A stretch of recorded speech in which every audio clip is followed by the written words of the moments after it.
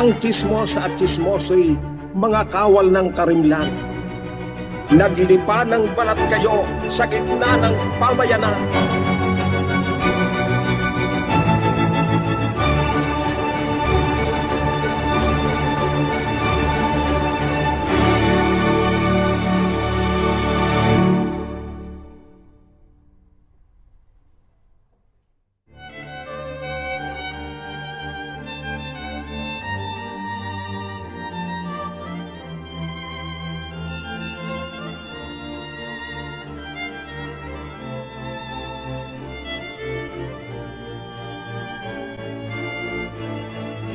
Ang tsismosa at tsismoso'y mga kawal ng karimlan.